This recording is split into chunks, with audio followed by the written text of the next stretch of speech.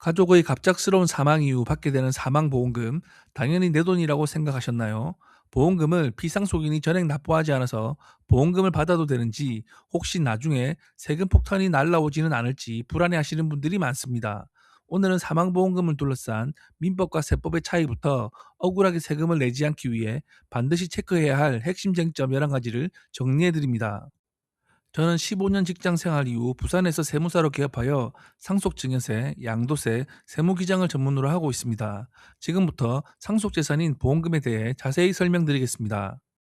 비상속인의 사망으로 지급받는 보험금은 민법상으로는 상속인의 고유한 권리이자 재산입니다. 따라서 상속 포기를 하더라도 보험금은 정상적으로 수령할 수 있으며, 수령하더라도 상속 포기 효력이 상실되지 않습니다. 그러나 세법에서는 경제적 실질이 상속재산과 동일하다고 보아 이를 의제 상속재산으로 정의하고 상속세를 부과합니다. 세금 부과 여부를 결정하는 가장 중요한 기준은 보험증권상의 계약자 명의가 아니라 실질적인 보험료 납부자가 누구인지입니다. 보험 계약자가 비상속인이 아니더라도 비상속인이 보험료를 실질적으로 납부했다면 비상속인을 보험 계약자로 간주하여 상속세를 부과하게 됩니다. 첫 번째 사례는 아버지가 본인을 피보험자로 지정하여 직접 보험료를 납입하다가 사망한 경우입니다. 이때 자녀가 받은 보험금은 아버지가 납입한 보험료를 바탕으로 형성된 재산이므로 전형적인 상속세 과세 대상에 해당합니다. 두 번째 사례는 자녀가 직접 보험계약자가 되어 자신의 소득으로 아버지를 피보험자로 하여 보험료를 납부해온 경우입니다. 이 경우 자녀가 수령하는 보험금은 자녀 자신의 재산으로 만든 것이기에 상속세가 과세되지 않습니다. 다만 자녀가 아버지로부터 증여받은 자금으로 보험료를 냈다면 증여세 문제가 발생할 수 있습니다. 세 번째 사례는 아버지가 보험료를 냈는데 피보험자인 어머니가 사망하여 자녀가 보험금을 받은 경우입니다. 이 경우 보험료를 낸 사람과 보험금을 지급받은 사람이 다르며, 돈을 낸 아버지가 살아계신 상태이므로 아버지가 자녀에게 보험금을 증여한 것으로 보아 증여세가 부과됩니다. 보험료를 비상속인과 상속인이 공동으로 부담했다면 전체 보험금이 아닌 비상속인이 부담한 비율만큼만 상속재산으로 봅니다. 예를 들어 총 보험료 2천만 원 중 아버지가 1,500만 원을 내고 자녀가 500만 원을 낸 뒤 아버지가 사망하여 4억 원의 보험금을 받았다면, 아버지의 납부 비율인 75%에 해당하는 3억 원만이 상속재산에 포함됩니다.